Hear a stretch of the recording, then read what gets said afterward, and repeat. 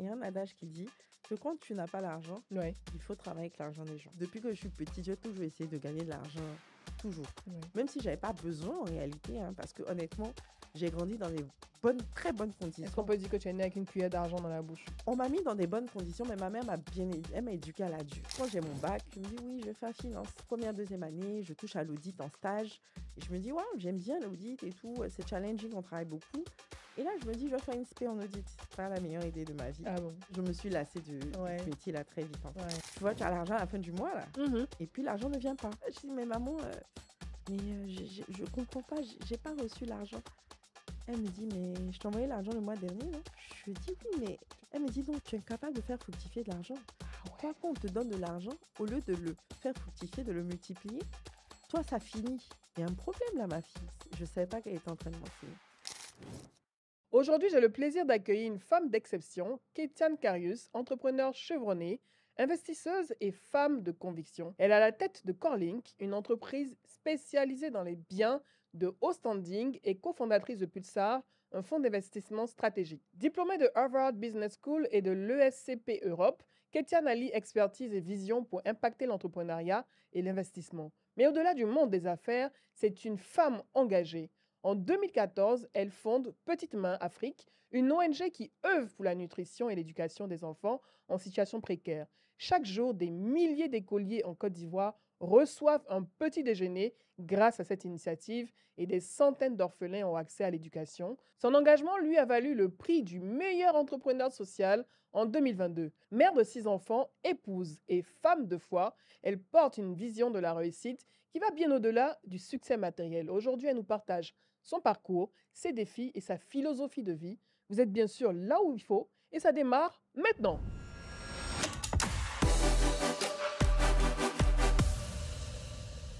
Bonjour Kétiane, Bonjour Edith. comment tu vas? Ça va bien et toi? Très très très bien et je vois qu'en plus, sans s'appeler, sans faire exprès, on s'est accordé en termes de Tu as vu couleurs. ça? Tu as vu ça? Ça te va Mais super moi, bien.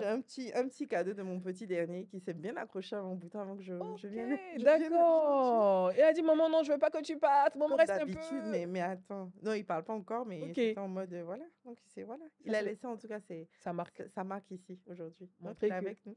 c'est lui le chef. C'est lui le chef toujours. Bon, on sent pas du tout, hein. Super, Et puis, merci. je pense que le plus important, c'est de t'avoir. Et je t'attendais depuis longtemps pour qu'on Je ait, suis ravie d'être là. depuis un bon moment, pour qu'on ait cet échange.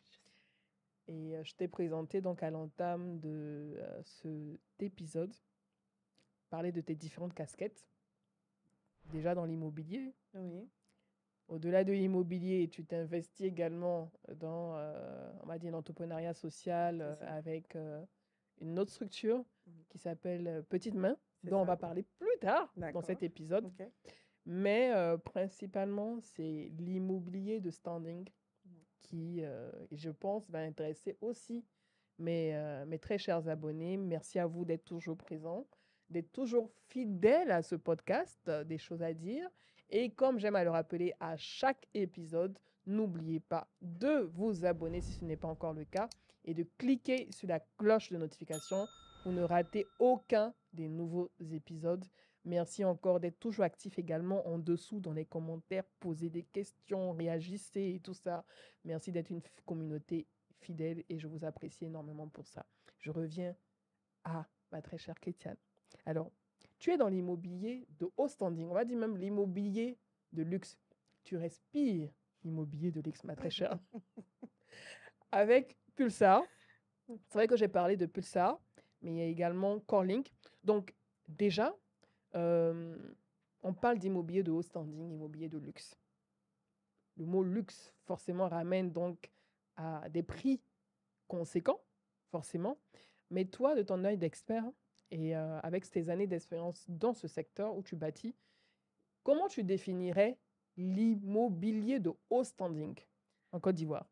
En Côte d'Ivoire, Mhm. l'immobilier de haut standing, c'est l'immobilier qui s'adresse déjà à une certaine classe de la population. Donc, on va dire la classe moyenne supérieure au minimum, Mhm. avec des commodités, avec des matériaux de construction, avec des plans qui Mhm. s'adaptent également à leurs besoins.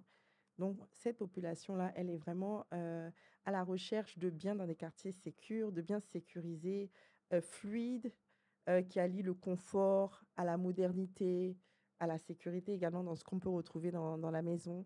Et c'est des personnes qui sont chez elles très souvent et qui ont envie de bien vivre, de vivre avec le maximum de commodité possible, tout simplement. Et également avec tout ce qui est aujourd'hui domotique. Mhm. Donc, tout ce qui est très technologique, très connecté, voilà, c'est le besoin de notre clientèle aujourd'hui. Donc, l'immobilier de haut standing s'adresse à cette population-là. Donc, une population avec certains types de revenus, C'est ça. mais également, c'est un secteur immobilier dans lequel la qualité, parce que tu as parlé de La qualité des matériaux qualité, de oui, construction, et oui, ça, c'est la- un point qui revient énormément parce qu'on a eu exactement. beaucoup de cas d'effondrement ces dernières années. Les matériaux ne sont pas bons et tout. Oui, bon, après les effondrements, c'est pas forcément que du Mhm, matériaux, parce mhm, qu'il y a quand même des process de construction qui sont pas respectés. mhm, Il y a des autorisations qui sont un peu, on va dire, squeezées mhm. dans le process. Donc, c'est tout ça aussi qui malheureusement a amené à des tragédies. Oui, C'est pas que lié aux matériaux de construction. de construction, mais les matériaux sont fondamentaux quand on parle la qualité des matériaux est fondamentale quand on parle d'immobilier de haut standing. Comment tu t'assures donc de trouver les meilleurs matériaux de construction? On parle d'acier, on parle de ciment, ce genre de choses et tout ça. Mhm. Comment tu t'assures dans ce travail-là de trouver des bons fournisseurs avec de bons matériaux de construction? Ne pas te Écoute, faire anarquer, par exemple. oui, bon, c'est ce que j'allais te dire. Ça Mhm, fait 10 ans qu'on est là. Donc, on mhm. a fait nos classes. Oui. On a pu voir les meilleurs fournisseurs de la place Mhm, en termes de matériaux de construction, matériaux de finition, etc. Et puis, on va rencontrer les différents prestataires. On en a rencontré plein. On a un département achat chez nous OK. qui va aller faire justement les due deals, qui va aller sur le terrain, essayer de voir, de sourcer les matériaux, les bons matériaux de construction. On va les tester aussi sur les chantiers et Mhm, puis voir si vraiment ils répondent à nos critères. On continue avec eux, sinon on change de prestataire, tu vois. mhm. Donc, c'est vraiment, effectivement, c'est très compliqué tout de suite en amont de savoir, et puis il n'y a pas de répertoire qui va te permettre de savoir tout de suite les fournisseurs fiables, etc.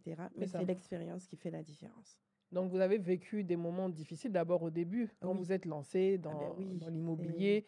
Déjà, vous étiez parti pour vous lancer dans l'immobilier de luxe dès le départ, il y a 10 ans, Non, toi et ton époux. Je rappelle que Kétiane est associée donc, dans le business avec son époux Youssouf Youssouf, Karius, que je salue également, qui est dans la finance et dans c'est l'immobilier. ça. Et ils sont en train de fonder, ils ont fondé, on va dire, un empire. Hein. Ça, on va en parler plus tard. Inch'Allah. Vous êtes sur la route de la On est construction sur de la cet route, on est empire. sur la route. Et vous avez connu donc ces difficultés dès le départ Oui, et vous vous êtes rendu compte qu'à un moment donné, il faut pouvoir sourcer les meilleurs fournisseurs c'est ça, pour fournir la meilleure qualité c'est à ça, vos clients. c'est ça. Donc au départ, en fait, ça a commencé, on avait, tu sais, il y a un adage qui dit que quand tu n'as pas l'argent, Oui, il faut travailler avec l'argent des gens. c'est ça. Voilà. C'est comme ça qu'on réussit. Exactement. Oui. OK. Youssouf et moi, on s'est rencontrés, j'avais, je crois, 23 ans ou 24 ans. OK. Il était déjà plus avancé dans sa carrière professionnelle que moi. Moi, j'avais déjà travaillé, mais j'avais repris mes études pour compléter mon parcours académique. Mhm. Et donc, quand on s'est rencontrés, on s'est dit, bon, on avait déjà pour idée, hein, tous les deux, d'être dans l'entrepreneuriat. Moi, je viens Ouais. d'une famille d'entrepreneurs. Lui également, son père est entrepreneur. Et on s'est dit, bon, on n'a pas d'argent, donc il faut qu'on travaille avec l'argent des gens. Donc, on Ouais. avait designé au départ un projet dans l'agro-industrie. D'accord. OK? Mais le vrai agro, hein, le Quand tu dis petit. c'est quoi le vrai agro, il y a un faux Non, agro. il y a un faux agro. On sait qu'il y a C'est un quoi faux le faux agro? Ah, ça, Je vais pas dire les noms des faux pose. agros. C'est quoi un faux agro? Le faux agro, c'est celui qui va te donner des rentabilités de 100%, de 200% en 3 mois. On sait que c'est pas vrai. OK. C'est les pyramides de Ponzi qu'on a vues ici qui se sont effondrées. Ah ouais, Oui, d'accord. justement. Agro-business, où on te Exactement. dit que on va gérer ta plantation. Tu n'as En pas fait, besoin de te déplacer dans ta voilà. plantation, on Non, gère ça. si tu veux, dans le principe, quelqu'un peut gérer la plantation, quelqu'un peut même te donner des revenus issus d'une plantation. Mais quand on te promet des rentabilités Ben pharaoniques, oui, attends, excuse-moi, 20%. c'était pas 20%, même c'est plus hein, par moment. Tu vois, pour Ouais, appâter les gens, ils te donnaient des chiffres complètement décorrélés de la réalité. ouais. Ça, c'est du faux agro. Non, ça, on est Voilà. d'accord. Voilà. Tu as On est raison. Le d'accord? faux agro. C'est bon. Et il y a Faux encore agro, beaucoup de faux agro. il y en a plein. On va pas dire les noms ici. On va les laisser pour On va cette se fois. concentrer sur l'immobilier. Donc, on avait déjà designé un projet dans l'agro-industrie. Donc, on Mhm. avait teasé pas mal de personnes qui allait donner un capital qu'on allait pouvoir investir ici et remonter les dividendes. On Ok. rappelle que vous étudiez en France à ce moment précis. Vous étiez en Oui, France à ce on moment était en précis. France. Mhm. Moi, moi, j'ai fait des études de finance et d'audit. J'avais déjà travaillé dans des cabinets d'audit, les Big Four, et en finance de marché à Barclays Bank. Mhm. Lui, il était économiste, il était chez Accenture à l'époque. Donc, on a designé le projet pour rentrer. Quand on est rentré, on a eu un problème sur le foncier. OK. Voilà. Déjà un problème sur le foncier. Déjà un problème sur le C'était vraiment foncier. c'était d'actualité en plus, toujours d'actualité. Exactement, toujours. Et c'était en 2013. Ouais. 12 ans plus tard, on y est encore. Ouais. Donc, on a eu un problème sur le foncier qui a fait qu'on a complètement backup, en fait. On s'est dit, bon, OK, on a des gens qui sont prêts à investir, mais pas dans ce projet-là parce qu'on ne peut pas garantir la sécurité du foncier, tu vois. Mhm. Donc, on a attendu, on a laissé couler.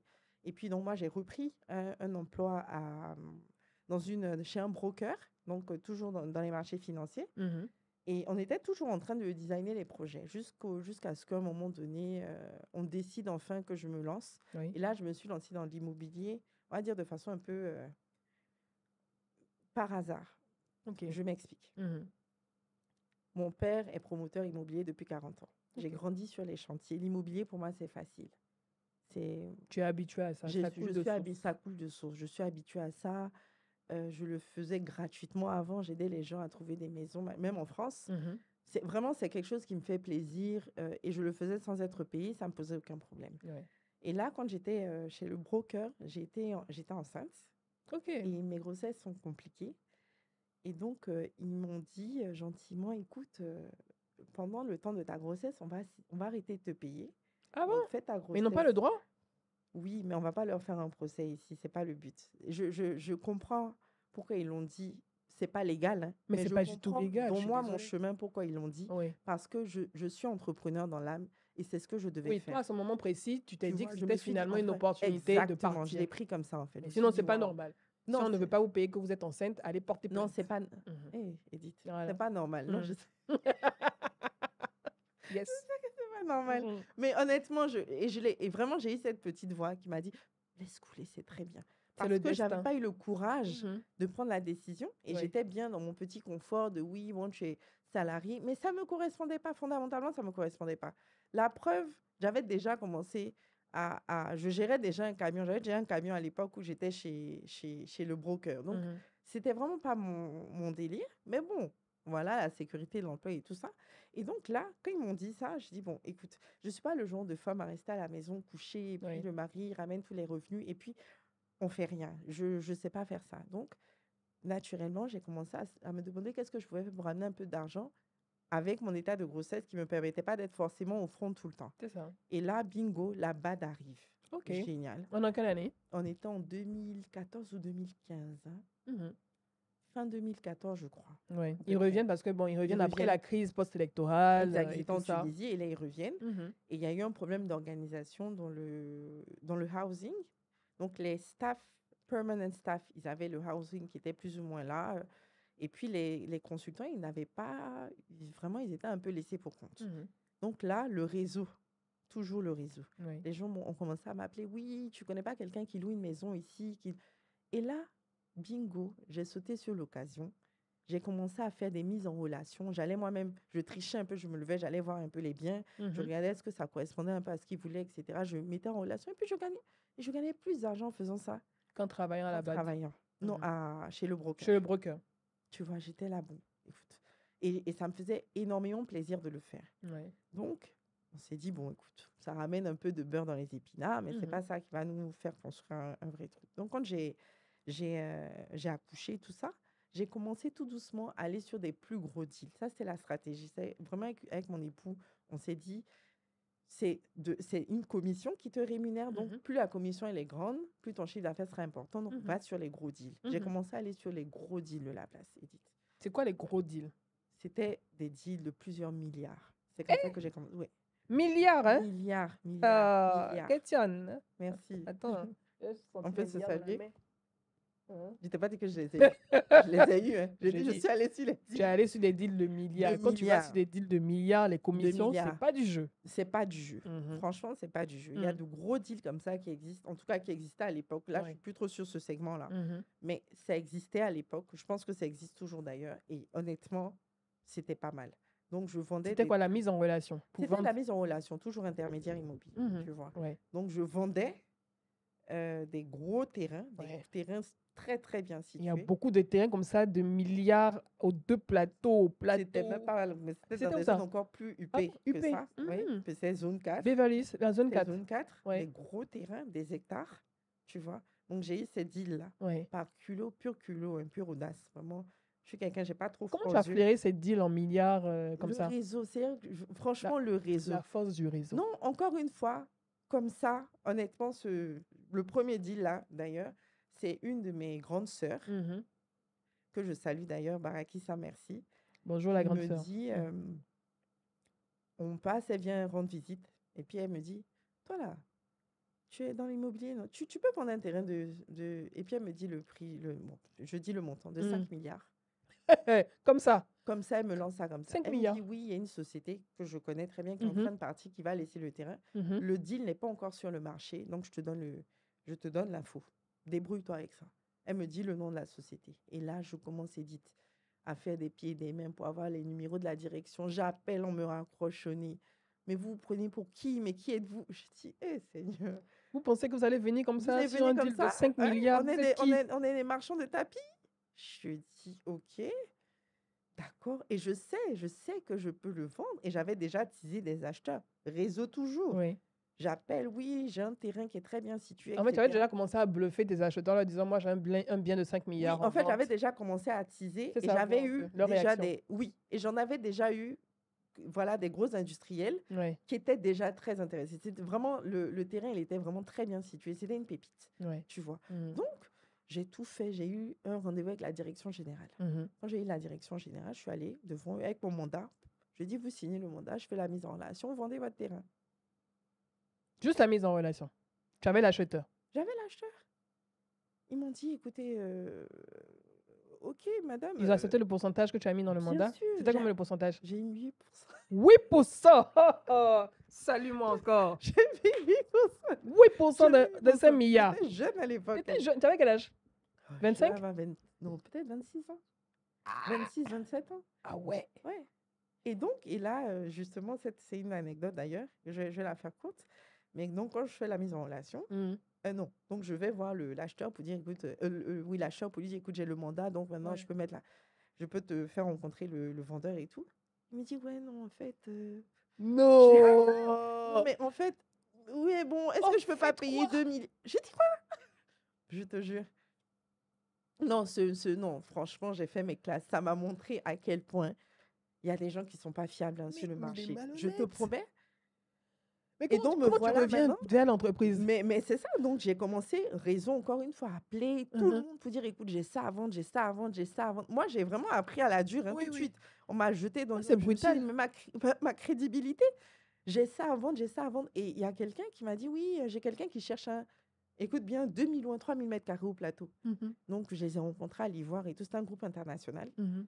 Et puis, ils m'expliquent leur projet. Je leur dis, mais en fait, ce que vous cherchez, c'est pas vraiment 3000 mètres carrés au plateau. J'ai un terrain qu'il vous faut. J'ai- Tu es une bonne j'ai- négociatrice. Je lui dis, mais en plus, vous pouvez rajouter Uh-huh. ça à votre projet. Vous Uh-huh. savez, Abidjan, machin. Je commençais à vendre mon truc. Ils ont dit, OK, ils sont allés voir. Ils ont dit, écoute, c'est quelque chose qui nous intéresse. Ils sont venus à Abidjan. Ils ont appelé leur headquarter. Ils sont venus. Leur siège social. Leur siège social Mhm. qui était en Suisse à l'époque. Mhm. Ils sont venus à Abidjan en jet privé. Ils ont validé. J'ai fait la mise en relation avec le vendeur. Non. Donc, tu as rattrapé le deal. J'ai rattrapé le deal. Et le vendeur ils ont dit au vendeur, écoutez, avant d'acheter, ils ont fait une proposition à 4,9 milliards. Ils ont dit, avant d'acheter, on va faire une étude de sol. Et le Mhm. vendeur a refusé. Ok. Il a capoté. Pourquoi? Non. Je te jure. Je sais pas. Ils ont refusé. 9 mois après, ils viennent vers moi. Oui, au fait, vos acheteurs. Les acheteurs Vous avez disent, refusé de faire les l'étude acheteurs de disent, sol. oui, Je dis, je vais prendre à mes frais. J'en ai rien à faire, je vais prendre à mes frais. Ils disent, non, on ne veut pas. Mais ils avaient peur de quoi? Je ne sais pas. Je ne sais pas. Jusqu'aujourd'hui, je ne sais pas ce qui Attends, s'est passé 4 sur... milliards 9. Je On ne vous sais demande pas juste ce une qui s'est étude passé. de Je ça, ne vous ne voulez sais pas. pas ce qui s'est passé sur ce deal. Mais j'ai compris par la suite qu'il y avait des paramètres que je ne maîtrisais pas. Ouais, Je pense qu'ils étaient en train de faire quelque chose avec d'autres acheteurs ouais, de façon peut-être officieuse. ouais. Et donc, ça les arrangeait pas d'aller aussi vite sur le Si. deal avec mes acheteurs. Si. C'est ce que j'ai Peut-être qu'ils ont une contre-proposition plus alléchante, Et peut-être qu'ils ont eu aussi peut-être une incitation pour eux-mêmes, Ouais. personnelle sur le deal. Je pense que c'est ce qui s'est passé. Comment tu te sens après ça? Après être passé à Je côté de ce deal Je fais une mini de dépression. 10%, c'est 10%, non? C'était 8% 8%. acheteur, 2% vendeur. Ouais. Donc, c'était 10% total. Sur 5 milliards comme ça. Mm. En plus, tu es jeune, 25 Je ans, suis 26 jeune. ans. Et là, encore une fois, franchement, c'est bon d'avoir un bon partenaire. Ouais. Parce que quand tu vois ces chiffres-là, Mhm. tu te dis, voilà, ma vie, c'est rien, là, ma vie, j'ai réussi, tu vois. J'ai Ouais. envie de te dire ça. Et je commençais vraiment à être un peu, comment dire, Tu étais hors sol. j'étais Tu hors étais sol. déconnecté un peu parce que, mine de Mon mari me rien, dit, attends, mais qu'est-ce qui t'arrive? tu es proche des milliards, ma chérie. Je me dis, mais tu comprends pas, je suis sur un deal. Il me dit, attends, ma chérie, tu vas te calmer, en fait. Tu vas revenir. Et Dieu merci, ce deal a capoté. Ces 600 millions-là, de 400 et 200, je ne les ai pas eus par ce deal-là. Et je les ai eus par la suite. Je les ai eus avec mes deals normaux. J'ai fait Oui. mes classes normalement. Je n'ai Ouais. pas eu un truc parachuté de oui, un coup. Ça, c'était un shot, un one-shot. Ça allait peut-être pas m'apprendre à faire de l'argent. Oui. Et j'ai compris qu'il y avait autant d'argent à se faire. Après, je suis allée pour vendre des entrepôts. Les entrepôts, également, ça coûte cher. Mhm. Donc, j'étais que sur des deals vraiment des gros deals, en fait. Ouais. En fait, si tu veux, ce premier deal-là m'a donné la notoriété qu'il fallait pour aller sur tous les gros deals. J'avais la crédibilité qu'il fallait. Mhm. Donc, tous ceux qui avaient des entrepôts, des gros terrains à vendre, ils disaient, OK, va chez cette dame. Elle peut te trouver des acheteurs. C'est comme ça que j'ai fait. Tes classes. J'ai fait mes classes au départ, tu vois. Et puis, donc, de fil en aiguille, on regardait. Et puis, on a jaugé le vrai besoin. Mhm.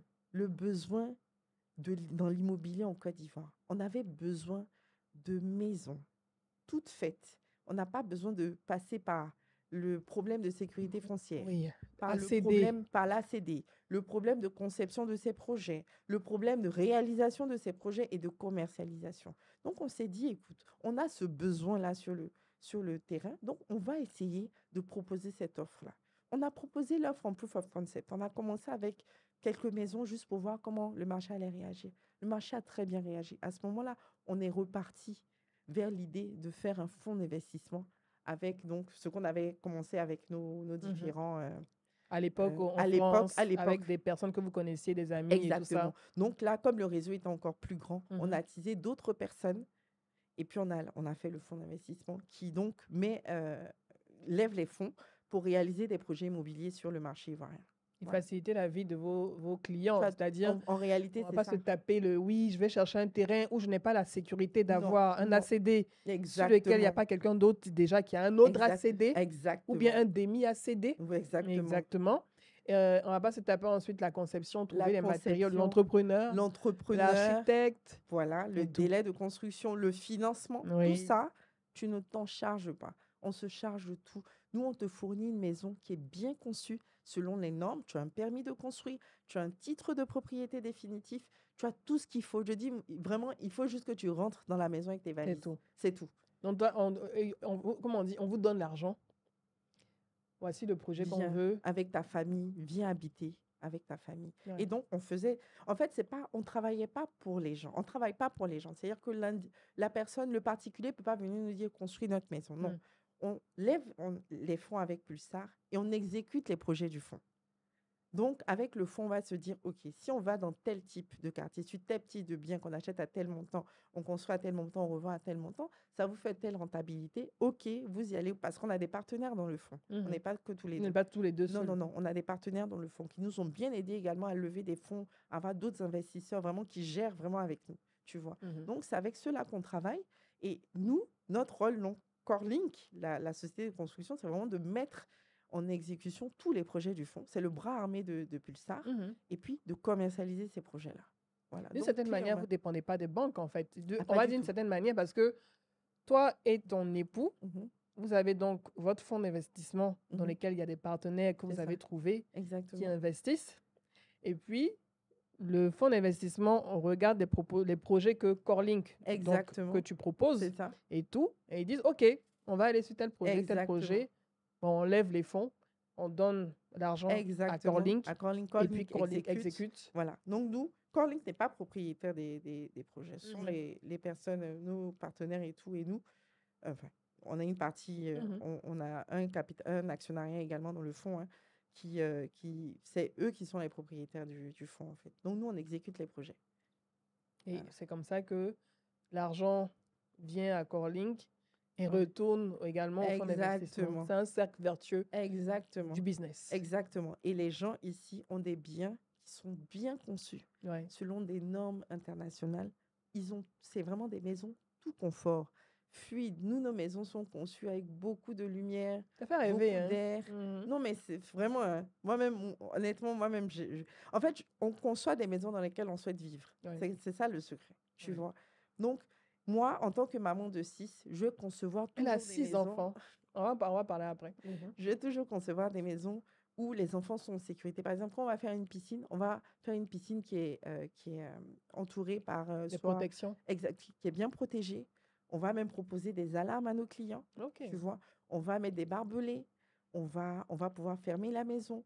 Mais par contre, tu n'allumes pas la lumière avant 18h30. Parce que la Voilà. lumière est Il y a naturelle. la lumière naturelle, il beaucoup y a de des baies vitrées. patios, il y a des baies vitrées, il y a des sky domes dans nos maisons.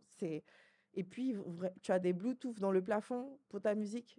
C'est voilà. Ah ouais, hein? Tu as des dressings, mais vraiment je Immense. t'assure, immenses pour madame, mais immenses. Ouais. Tu as des cuisines super équipées, dernier cri, Ouais. des hôtes, tout. Il y a tout dans nos maisons. Ça, c'est des biens qui démarrent à partir de combien comme ça?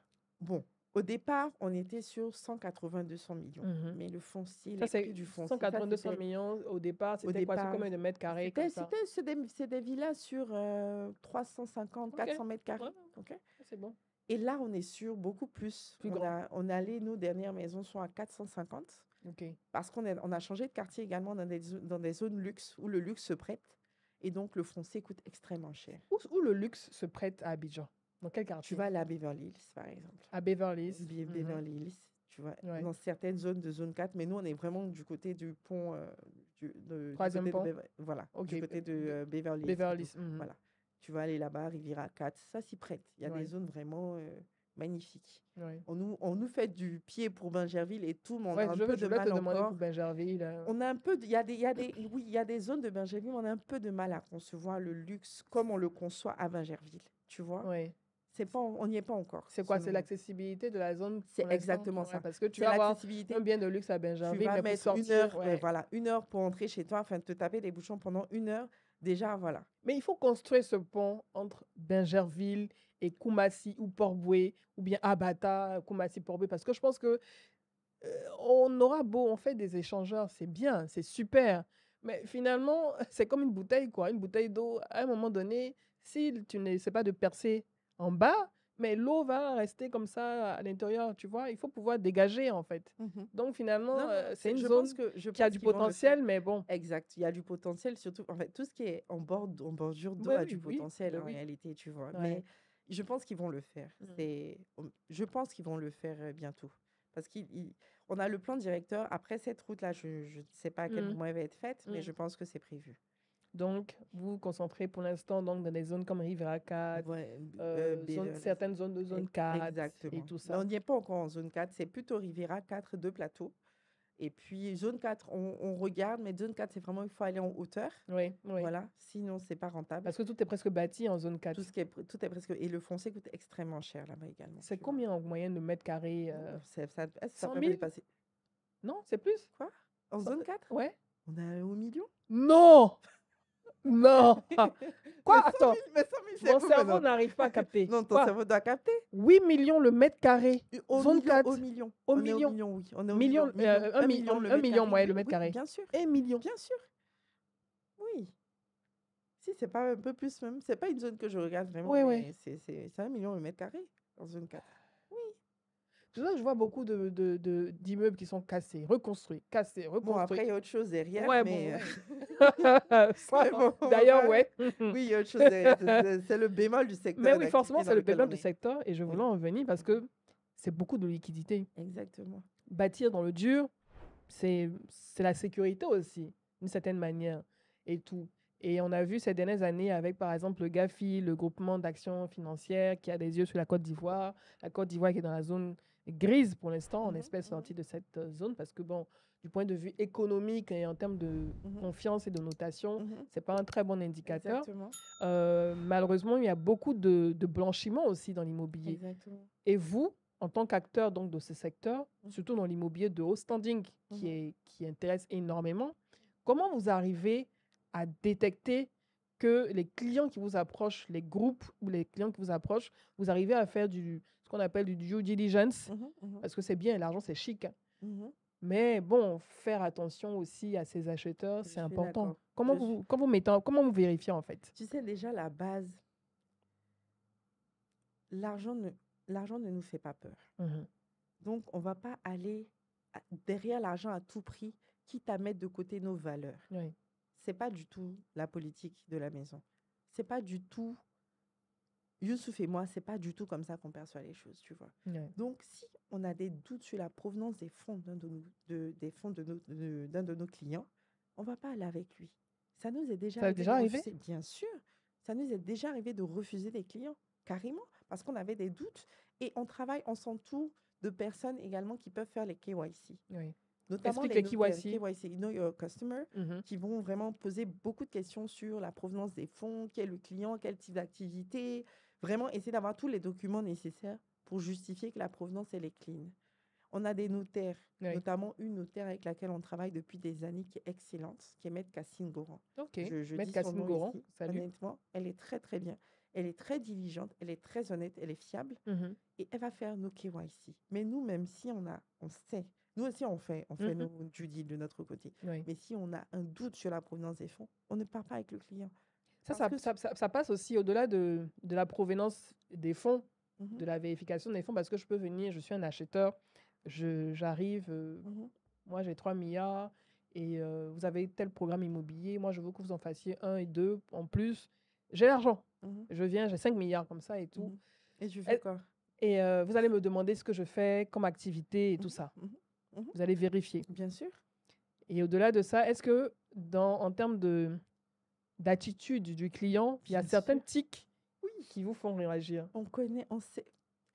Ceux qui sont, on connaît les clients qui sont habitués à acheter de l'immobilier. On sait ceux qui n'ont jamais acheté d'immobilier. Ça fait 10 ans qu'on est dedans. Aujourd'hui, vraiment, on arrive à voir, mais quand tu passes le pas de notre porte, on sait à qui on a affaire. On connaît le jargon, on sait les réflexes, on connaît les questions, on connaît l'attitude des clients. Et si tu ne rentres pas dedans, on ne va pas avec toi. Tu sais pourquoi? Parce qu'honnêtement, la base, on a peur de Dieu, en fait. Ah, vous avez peur de Dieu. On a la crainte de Dieu. On a la crainte de Dieu. Et on sait que tout ce qu'on a eu là, c'est par la grâce de Dieu. Sincèrement, tout ce que je te raconte, étant jeune, j'étais sur des deals pas possibles. Même celle qui m'a filé le deal, c'est ma grande sœur. Elle est beaucoup plus âgée que moi. Elle-même, elle n'a pas eu le deal. C'est moi qui l'ai eu. Mon époux et moi, on a 1 an de différence. On est jeunes. Donc, on sait que c'est Dieu qui nous a mis là. On n'a pas envie on va pas salir ça parce que on a peur des zéros. Non, on n'a pas peur des zéros. On est en train de bâtir quelque chose de solide et de durable. Quelque chose de solide et de durable, c'est pas quelque chose qui va s'effriter ou qui va se construire sur de la malhonnêteté. On a 6 enfants, on veut essayer, on est vraiment en train de nous dire qu'on voulait faire un empire. L'empire, c'est même pas pour nos enfants, c'est pour les enfants de nos enfants, voilà, les enfants de nos petits-enfants. Et ça se fait sur des bases saines, en fait. Et c'est ce qu'on essaie de faire. Donc, on n'a pas peur. C'est vrai que faire les choses bien, ça va lentement, mais ça va sûrement. Surtout, et c'est solide. Et c'est solide.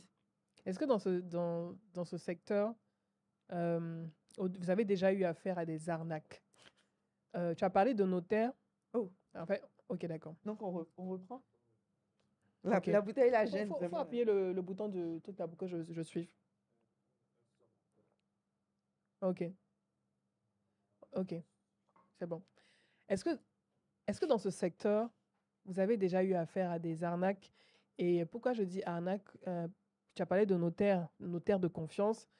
Moi, j'ai des amis, par exemple, j'ai un ami qui a eu malheureusement le malheur de tomber sur une entreprise immobilière avec une fondatrice et un notaire, mais véreux de chez véreux. Ils Mhm. sont venus, ils ont rasé sa maison et tout, acheté à près de 200, 300 millions et Mhm. tout ça, avec la complicité du notaire en plus. Et tu te dis, il y a plein de cas comme ça, en fait, où le promoteur peut être véreux, le notaire peut être véreux et peut-être même l'acheteur peut être véreux. Mhm. Est-ce qu'il y a des cas comme ça qui t'ont Oui, marqué? oui, oui. On a eu pas mal de cas de... Ça me fait rire même. C'est Mm. une question tellement... La réponse, elle est tellement évidente. On ne Ouais. peut pas être dans l'immobilier depuis 10 ans et puis ne pas avoir affaire à des malfaiteurs ou à des arnaqueurs. C'est pas Ouais. possible, malheureusement, Mm. dans notre pays. On a, sur le foncier, on a déjà eu des vendeurs malhonnêtes. Ouais. Mais honnêtement, dans l'immobilier, le secret, c'est de ne pas être pressé. Ne pas être pressé. Voilà. Quand on te dit achète vite, oui, non, non, il y a 10 Oui. 000, oui, il y a toujours Si. des acheteurs sur des... Oui, Il y soi-disant. a quelqu'un d'autre qui Il y a va... quelqu'un d'autre qui va truc. Non, en fait, oui. Qu'il achète, qu'il prenne le terrain, il n'y a pas de souci, Mhm. en fait. Ah, vous n'êtes pas intéressé. On est intéressé, mais on va prendre le temps de faire les due deals. Mhm. Donc, on va prendre le temps. On a des avocats, on a des notaires, on a des personnes à la conservation foncière, au ministère, qui vont nous donner les indications, les informations nécessaires pour prendre une bonne décision. Oui. Voilà. Ça, c'est de un. De deux, on construit. Mais tu as toutes sortes d'imposteurs dans ce domaine-là. Les prestataires, mais il y a trop de personnes qui ne sont pas fiables, qui vont prendre ton argent, on a déjà eu ça, qui prennent ton argent, et puis ils fuient, ils changent d'atelier, ils déménagent. Tu sais que tu lui Oui. donnes l'argent, les fonds. Oui, pour Pour faire, faire- par exemple, je sais pas moi, de la menuiserie bois, il prend les fonds, il prend l'avance, tu donnes jamais tout, Oui, bien bien sûr. évidemment, tu donnes l'avance, il prend l'avance, son téléphone ne passe plus, tu vois, parce que nous, on va jamais te donner de l'argent si on ne sait pas où tu es, Oui, ton oui. atelier, etc. Il change d'atelier, il laisse femme et enfants. Pour combien de millions? Pour combien de millions? Juste pour ça. Combien de millions? Et puis après, s'étonne que sa vie est bizarre. Sa vie est bizarre. Après, maintenant, tu as des acheteurs. Là, mais c'est Il y a c'est des les meilleures acheteurs véreux aussi. parties. C'est les meilleures parties. Non. Il faut être super... En fait, il faut être super diligent dans ce domaine-là. Il faut être très précautionneux. Parce qu'on marche sur des œufs, en fait, dans l'immobilier, en Côte d'Ivoire. Il y a des acheteurs qui vont venir à toi. Ils n'ont pas les fonds. C'est, il n'a rien. Il n'a rien. Il Et- vient te voir et il espère que tu signes ce fameux... Vous allez signer le papier sur promesse. C'est même pas une promesse d'achat. Mhm. Il veut que tu signes, il veut que tu signes le document de vente. Pour que tu apposes ta Tu signature. apposes ta signature. Pour dire que le Et bien lui appartient. malheureusement, moi, je connais, le bien lui appartient. Et puis, non, les fonds, non, en fait, non. Je suis en train de faire un virement. On a eu trop de cas comme ça. On a eu des gens qui sont allés devant le notaire. Une dame âgée, avec ses enfants, âgée. Ah, La dame, quel âge elle doit combien? avoir au moins 75 ans. Non. Si, Non. si. Hey! Avec ses enfants, des adultes, devant le notaire, on a discuté, limite, on a trinqué au champagne. Oui, la vente s'est faite et tout. Et puis, le chèque était en bois. Non. C'était combien de millions comme ça? C'était 400 millions. Non, attends. Oui. Elle est venue signer chez le Elle a, notaire elle a signé, elle a fait le chèque, un chèque en bois de 400 de millions. 400 millions. Comme ça, tu comptes sur quoi en fait? Donc, elle espérait que le notaire allait signer, que vous allez Je sais signer. pas. En fait, je pense que quand on va chez le notaire, ils se disent, Ouais. on a C'est signé, bouclé, c'est donc presque c'est bon, bouclé. c'est Oui, bouclé, oui. tu vois. Alors que pas du tout. Notre notaire, non seulement elle est diligente, non seulement, premièrement, elle va encaisser les fonds d'abord, elle va faire les due deals, elle va encaisser les fonds avant de dire que la transaction est effective. Donc, je sais pas. C'est que peut-être c'était pas la première fois que la dame Certainement. faisait ça. Oui, non, non. Parce que si elle s'est dit que ta notaire pouvait signer après avoir bu le champagne et tout, pouvait Nous, signer on a signé, et tout, parce qu'elle a déjà eu à faire ça peut-être. Certainement, oui. Chèque en bois de Chèque 400 en bois de millions. 400 millions. Et donc, et moi, je connais malheureusement quelqu'un qui s'est fait avoir aussi. Qui est dans Qui est l'immobilier. dans l'immobilier, qui s'est fait avoir, qui a eu le vendeur, l'acheteur qui lui a viré une partie des fonds. La deuxième partie tardait à venir. L'acheteur est venu avec femme et enfant. Oui, non, ça arrive. Le virement a été effectué, machin. La personne n'a pas fait toutes les vérifications nécessaires, pas le SWIFT. La personne n'a pas regardé le SWIFT. Tout vraiment est parti sur la base de la confiance. Ils ont signé l'acte de vente. Devant chez le notaire. Oui, il a fait la mutation à son nom, l'acheteur. Les fonds n'étaient toujours pas arrivés. Le vendeur n'était même pas au courant que la mutation était en train de se faire. Il a accéléré la mutation. Il a fait la mutation. Il a pris un prêt. Oui, il a pris un prêt à la banque sur ce bien qui ne lui appartenait pas. Et il n'a pas remboursé le prêt. Donc, la banque voulait saisir le bien. Laisse tomber. C'est pas Non, laisse vrai. tomber. Le vendeur, mais s'est senti tellement, tellement mal et tellement bête, en fait. Et puis là, il ne peut pas faire opposition au document parce que lui-même, il a signé. Mais oui, jusqu'aujourd'hui, les fonds, là, sont pas encore arrivés. Non, ça allait très loin. Ils sont allés au tribunal et Mhm. tout, ça allait très, très loin. En Le fait, monsieur de... c'est un secteur rempli, c'est un grand bassin Oui, de requins. exactement. Et en fait, dans l'immobilier, l'habit ne fait pas le moine. Ah, ça, la personne va être super bien habillée, chic, Les sentir dames bon. Les sont dames. utilisées souvent pour être comme des appâts. Ah, les femmes sont utilisées Les comme des appâts. femmes, oui. Hmm. Donc, tu vas voir des dames d'un certain âge, des dames plus jeunes, c'est des faussaires, en fait. Ce qui fait foi dans l'immobilier, là, c'est le chèque que tu as encaissé. C'est ça qui dit que le client est crédible ou pas. Le reste, là, ça n'a pas d'importance. Le blabla, non. On a eu trop de beaux parleurs. Ah oui, tu viens. Mais tous Bien les sapé, chic. bien sapés, en fait, tous les compliments de la terre, on s'exprime bien. On n'a pas l'argent. On vient au bluff, à l'audace. À l'audace. Non, ça marche pas. Ce Et qui fait foi, hmm, c'est le ce que chèque, tu... l'argent encaissé qui arrive sur le C'est compte. tout. Et je pense que tout ce qui arrive au moment où on va diffuser cet épisode, peut-être qu'on sera. Moi, mon truc là. Ah, Mais descends un peu. ouais, je vais descendre carrément. Descends un peu, voilà. Si tu Ok, descends, parfait. voilà, là, ça Voilà. va pas. Ça... C'est bon? Tu disais au moment où on Ok. diffuse. Alors, c'est bon? Donc, au moment où on va diffuser forcément cet épisode, je pense qu'on sera toujours aussi dans cette histoire de foncier, de scandale du foncier qu'on a jusqu'à présent et qui malheureusement, depuis une dizaine d'années aussi, d'une certaine manière, entache aussi le ministère de la Construction et tout ça.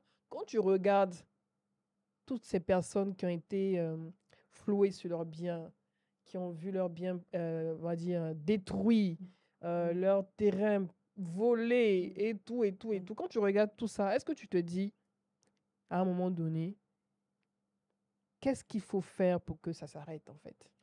Parce que d'une certaine manière, pour la diaspora ivoirienne qui a envie de venir investir, qui elle-même a subi des arnaques, ça donne pas envie, en fait, d'investir dans l'immobilier en Côte d'Ivoire. C'est ça.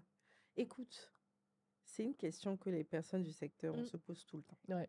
Parce que moi, je dis toujours que notre matière première, c'est le foncier. Ouais. Et le foncier, malheureusement, il est gangréné.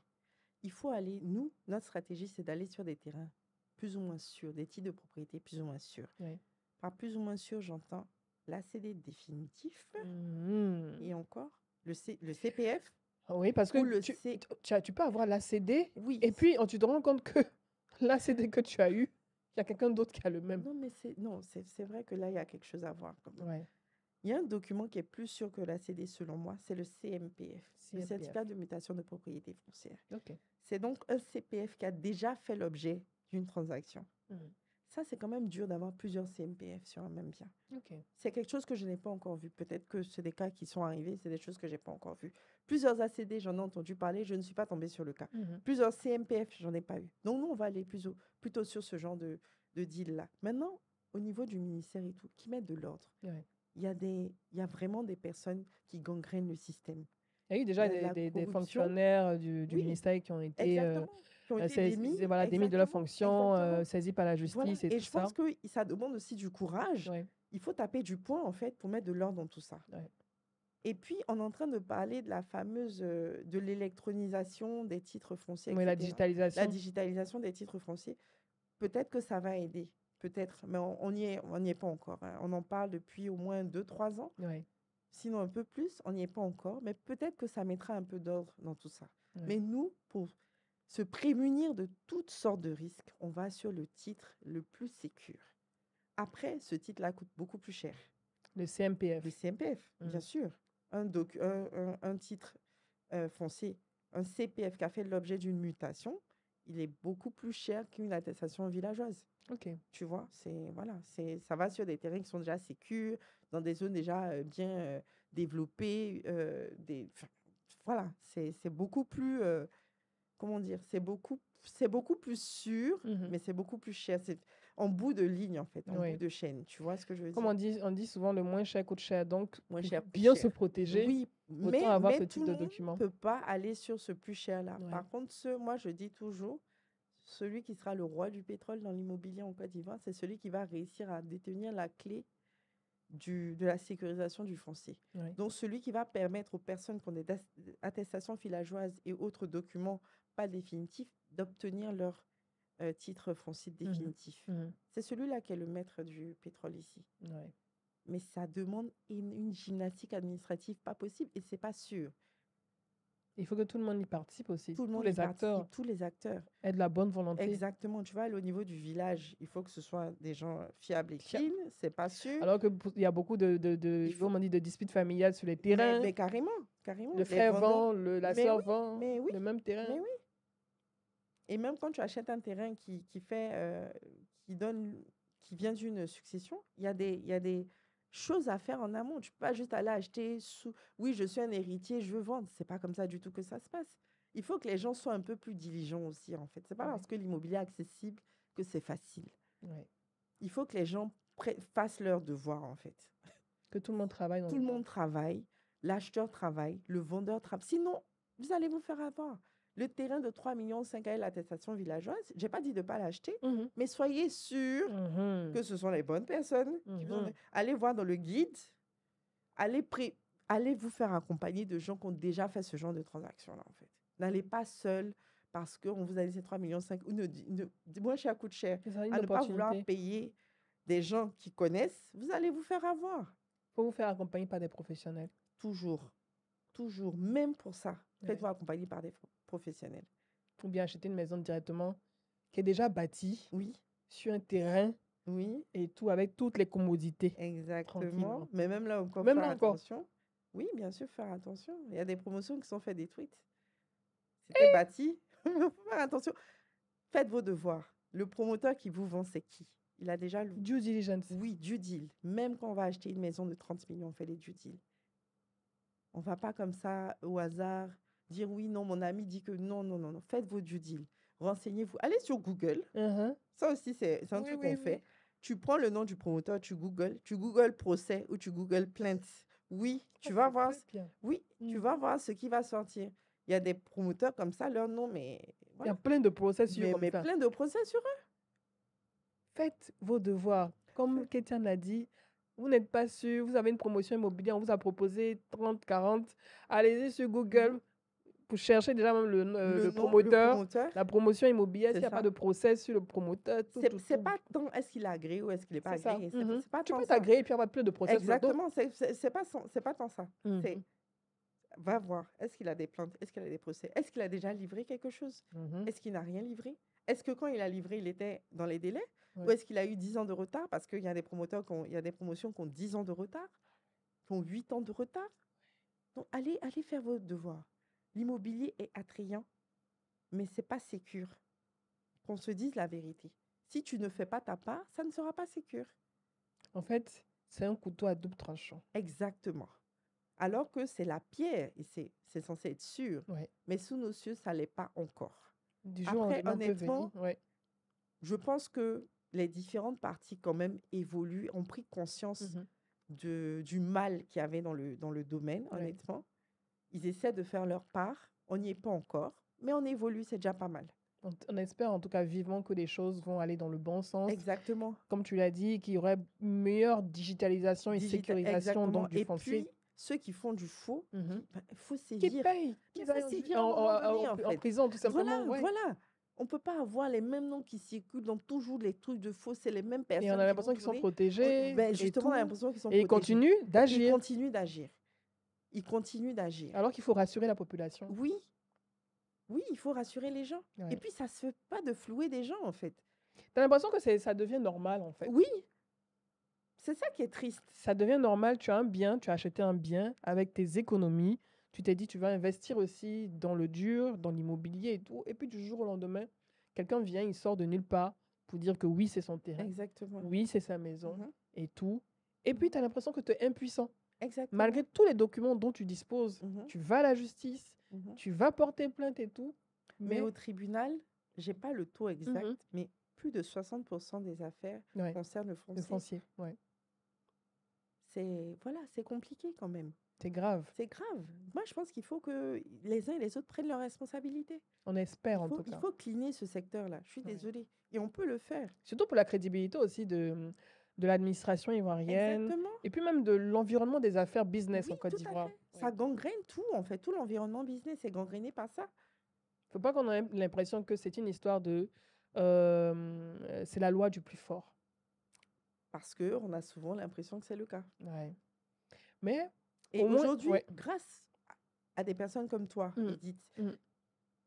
qui ont le courage de médiatiser ces affaires-là, Ouais. aujourd'hui, les autorités même sont obligées de prendre leurs Ils responsabilités aussi. ils n'ont pas le choix, en Ils n'ont fait. pas le choix. On parle de crédibilité, Voilà. on parle On d'argent, parle d'argent, on de parle l'épargne des Ivoiriens. Exactement. On parle d'héritage familial. Ouais. On parle de postérité, on parle de transmission, Oui. on parle de toute une vie, en Oui. fait, en réalité. Et les gens meurent dans ce genre de situation bien parce sûr. que ils se Imagine, tu retrouvent... mets toutes tes économies dedans, tu viens, on détruit l'ouvrage de tes mains. Ouais. C'est pas juste, en fait. Et l'ami dont je te parlais, qui a vu son bien détruit, il a pris un prêt pour acheter cette maison, il fait 200 millions et tout, et avec le promoteur immobilier. Mais la personne qui est venue dire que c'est son bien et tout, réclamer, lui a donné 2 ou 3 jours pour évacuer donc la maison.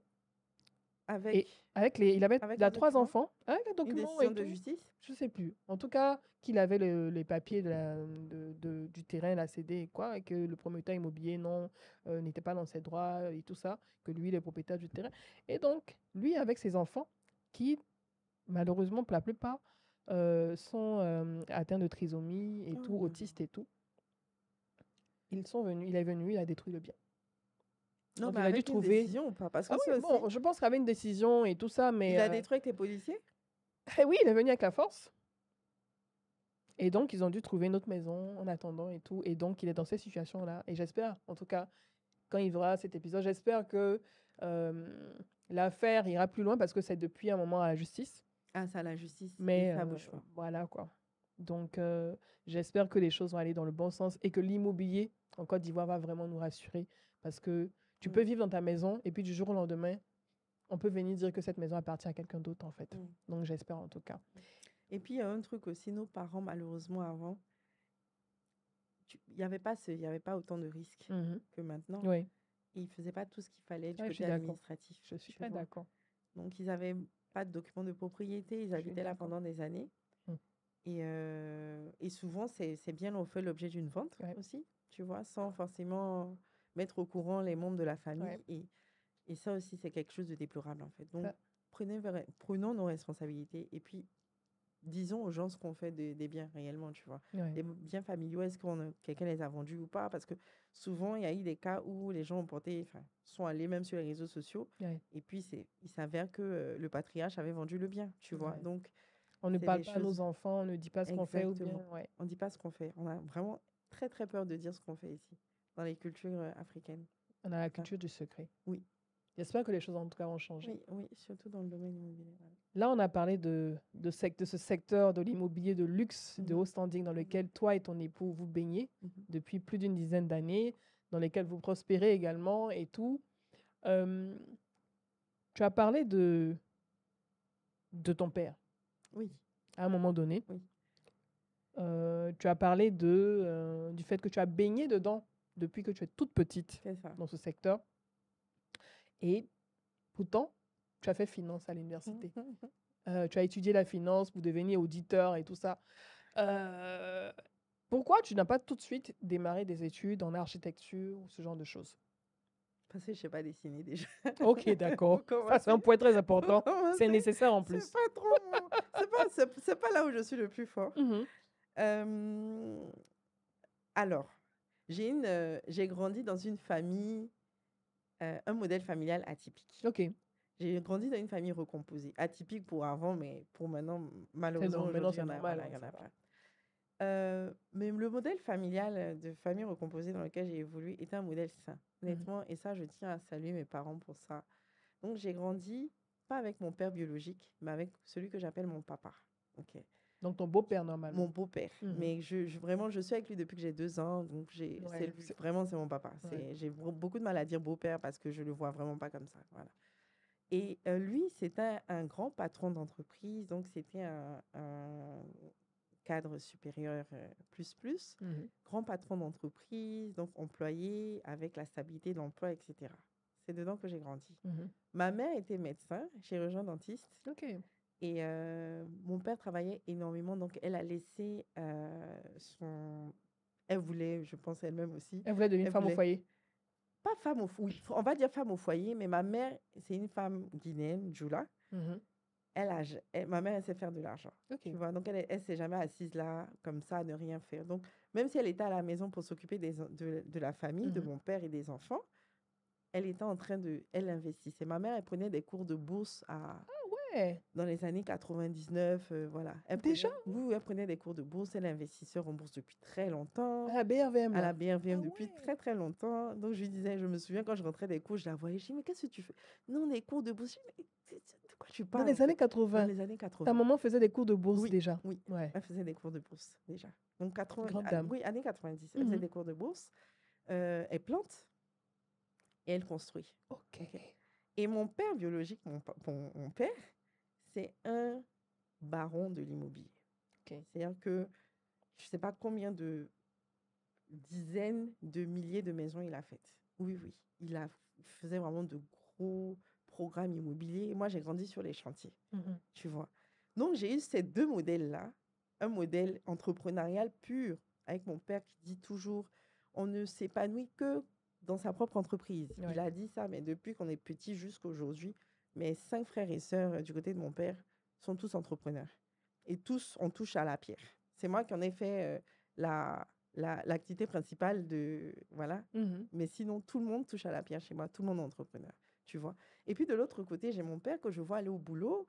Tu vois, il y a une certaine stabilité Ouais. qu'il a. Donc, je me suis dit, je pense qu'inconsciemment, j'ai voulu peut-être reproduire un peu le schéma en ayant un boulot fixe comme tout le monde. Et puis, Mais- comme c'était là-bas que j'avais grandi, Mhm. c'est chez lui que j'ai grandi. C'était le modèle que tu voyais le C'était le plus. modèle que je voyais le plus. Mhm. Donc, c'est celui que j'essaie de reproduire. Ouais. Sauf que ce n'est pas celui qui coulait dans mes veines.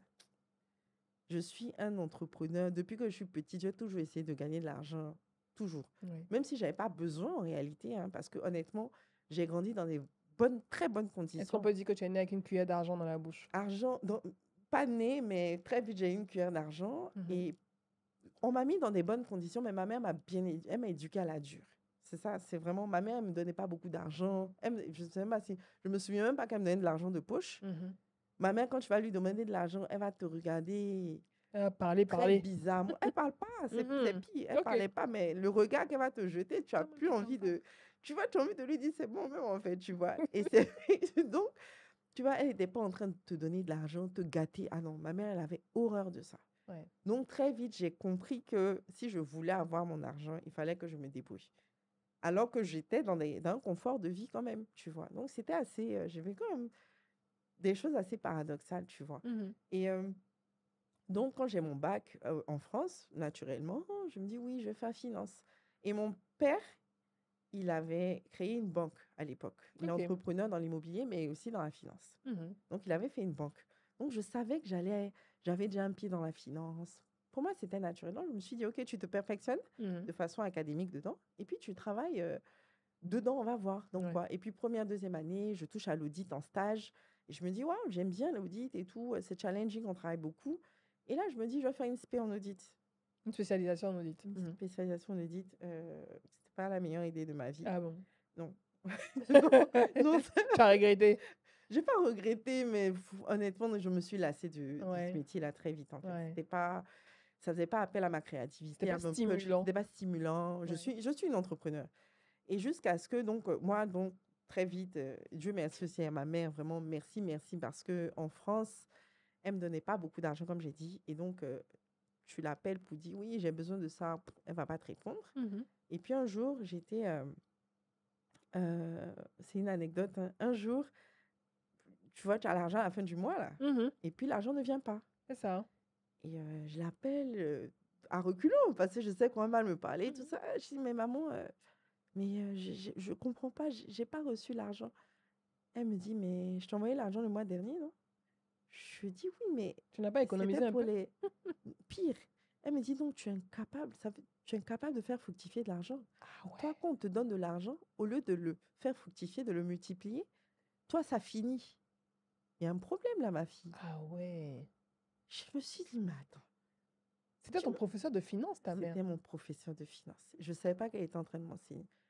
Dans ma tête, je me suis dit, mais même la notion de faire fructifier de l'argent qu'on te donne pour tes charges, j'avais jamais pensé à ça. Donc, j'ai commencé à épargner. Quand je travaillais, j'épargnais. Et moi, je me punissais. Mhm. Quand je touche à mon Ça te épargne, faisait un peu mal. non, non, je me punissais. Si je Ok. touche à mon épargne et que je touche à 50 euros de mon épargne, je rembourse le double. C'était ma règle Ouais. individuelle. Donc, j'ai commencé à épargner jusqu'à ce que j'ai la banque m'appelle et puis me dit, oui, bonjour, Madame Amura, vous ne pouvez plus épargner. Vous avez atteint 10 000 euros. Tu as trop épargné, quoi. Puis la Oh, banque t'appelle. Non, ça, c'est les vraies banques. Hein. j'étais tellement fière de moi. Ouais. J'ai dit quoi? Quand j'ai vu le numéro de la banque, je me suis dit, ouf, quelle mauvaise nouvelle on va m'annoncer. Non, vous avez trop épargné. Il était tellement content, Ah le ouais. conseiller au bout du fil. Vous avez, et c'était les livrets jeunes, je sais pas quoi là, 10 000 euros de plafond. Et là, maintenant, je dis, ok, génial. Non, maintenant, en Europe aussi, hein, c'est que tu as tellement épargné, tu as trop Non, épargné, fallait la passer banque sur un autre. t'appelle. Non, Donc, on fallait dit non, passer faut fallait passer au passer truc sur un autre. supérieur. Oui, un autre type de Ah livret. ouais. Je crois que c'était l'autre, c'était développement durable, je sais pas quoi. Maman a bien fait. Elle a bien fait. Et donc, je rentre et puis je suis là, oui, alors j'ai épargné 10 000 euros, je suis trop contente. Qu'est-ce que je vais faire? Et moi, mes projets, c'était toujours des projets. Je voulais faire un hôtel à Accra. Je veux tout faire des projets surdimensionnés, Mhm, tu vois. mhm. Et puis, je suis là, je parle, oui, non. Et puis, un jour, elle me dit, écoute, pour quelqu'un qui se dit entrepreneur, tu parles beaucoup et tu agis peu. Ah ouais. Waouh. La maman, elle a des phrases Elle, 50, elle, est, hein. elle est très, Ça très. rentre. Je suis ici. Elle a dit ça. Yesh.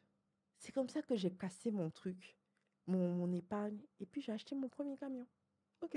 Oui, je me suis dit, OK, fais avec ce que tu as. Mhm. Au lieu d'être en train de te donner des excuses de ne pas faire D'échafauder parce des que... plans, Oui, plans. c'est des excuses en fait. Mhm. Commence avec ce que tu as déjà. Ouais.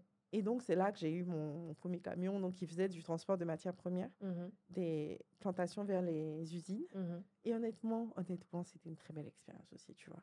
Donc, j'ai touché à la fibre entrepreneuriale. Ouais. Je me suis dit, ouais, c'est là, c'est ça c'est moi. Ouais. Donc, quand je rentre et que je reprends la finance naturellement, à Paris, j'avais déjà fait la finance de marché. J'avais beaucoup aimé par contre parce que c'était assez stimulant. Mhm. C'était pendant la crise financière. Mhm. Donc, je gérais les portefeuilles. Donc, vraiment, les valeurs fluctuaient. Fallait comprendre pourquoi elles fluctuent. Fallait mieux placer l'argent de tes clients, etc. Et ça, c'était bien. Ouais. C'était de la bourse conseil. Donc, on les appelait. Donc, c'était très bien. J'ai beaucoup appris Mhm. pendant cette expérience-là. Et donc, je me suis dit, oui, on va venir à Abidjan. Et puis, naturellement, plus d'audits. Mais on va plutôt faire ça. Ouais. Mais c'est pas mon day-to-day à la même place, au même job. C'est vraiment pas c'est pas mon tempérament. Ouais. Moi, je suis pas entrepreneur par mode.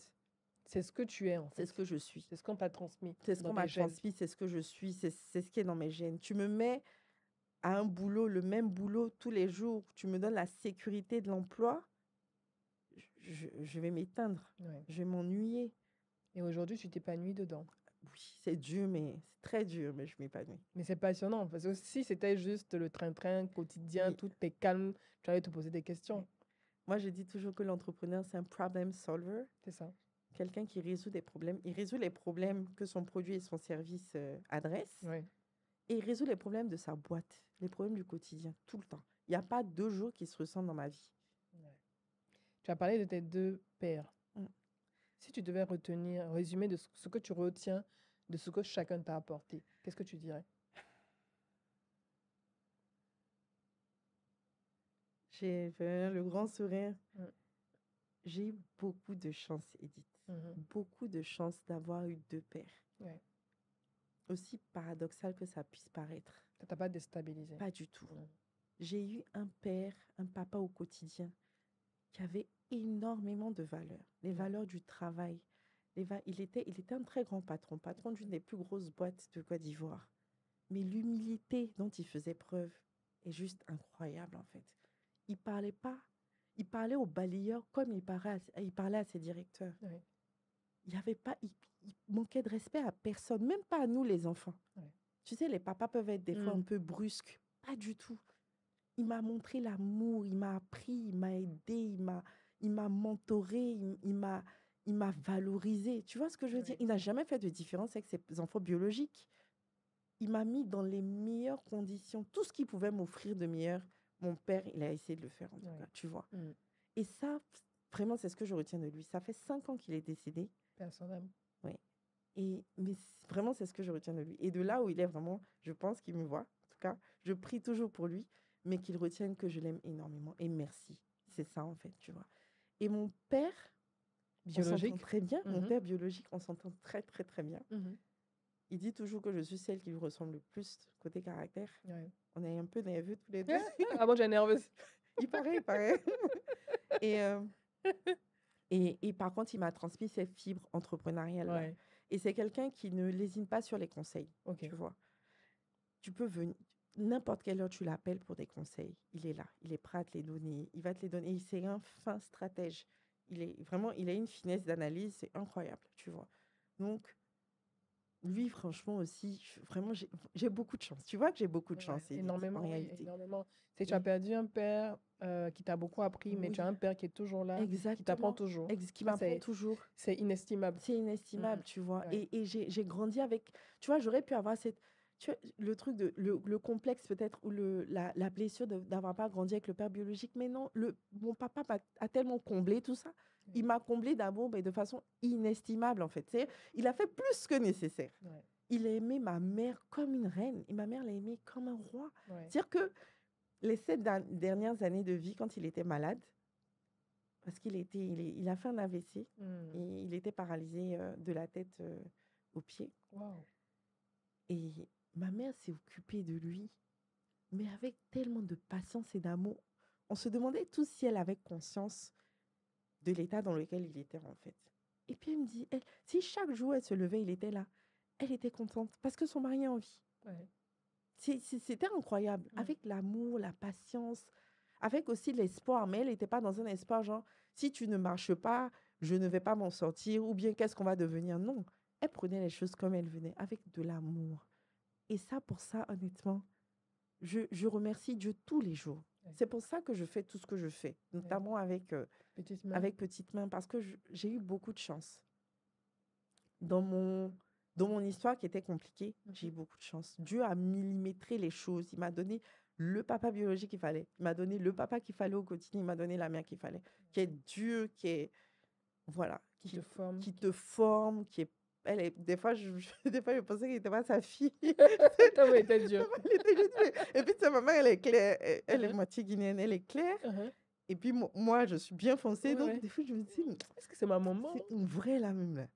Et puis, elle s'amusait aussi à me faire des blagues bizarres quand j'étais Elle petite. mettait le doute sur toi. Des fois, je dis, ouais, je vais partir de la maison. Elle dit, pardon, c'est ce que je cherche. Hey, elle est Non, dure. non. Elle est très Je sarcastique. sais même pas si... Je me dis, mais aïe, rien, qu'est-ce qui te touche Oui, oui, au final, tu elle est vois. sensible. Et elle me disait, s'il faut que je te pile pour faire ton éducation, je vais te benir un mortier, je vais te piler. Ah ouais. Je Ça, c'est dis, ça, en fait. Une éducation à la dure. ah non, on a Ça même fait la éduqué à femme la que tu es dure. aujourd'hui. Oui, oui. Et donc, j'ai travaillé, j'ai fait beaucoup de boulot. Hein. Ouais. Vraiment, j'ai fait des jobs. Alors que, et les gens se demandaient, mais hey, pourquoi tu fais tout ça alors que tes parents ont des moyens? J'ai dit, ils ont les moyens. C'est pas moi qui ai les moyens, attention.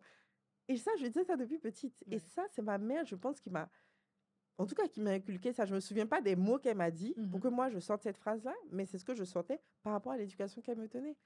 Tu vois, Ce sont mes parents qui ont les moyens, ce n'est pas moi c'est qui ai pas les moi moyens. qui ai les moyens. Ça, On me important. déposait avec les voitures, machin. Les gens disaient, machin, ton papa a l'argent. J'ai dit, c'est mon papa qui a l'argent. Ce n'est pas moi. C'est pas moi. Et l'idée, justement, ce qui fait mal pour un parent qui s'est débattu pour ses enfants, c'est de voir que ses enfants n'arrivent à rien faire. Ouais. Non. Ils sont incapables. Ils sont incapables. Et là, quand j'ai fini mes études, j'ai fait une réunion de famille. Je les ai appelés, moi, j'ai convoqué mon père et ma mère, convoqué. Et ils se disaient, qu'est-ce qu'elle est enceinte? Qu'est-ce qui se passe? Qu'est-ce qu'elle a encore? Et mon truc, c'était merci. Mon père était décontenancé. Ah ouais.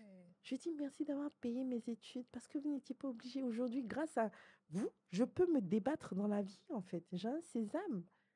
Ça, c'est fort. Hein. Tu as convoqué tes parents pour leur dire merci. Pour leur dire ce qu'ils ont fait pour toi. Oui, c'est important. Ça, et les gens fort. ne le font pas assez, je trouve. Ouais. C'est important. Et là, je te dis, c'est grâce à, voilà, tu es Edith.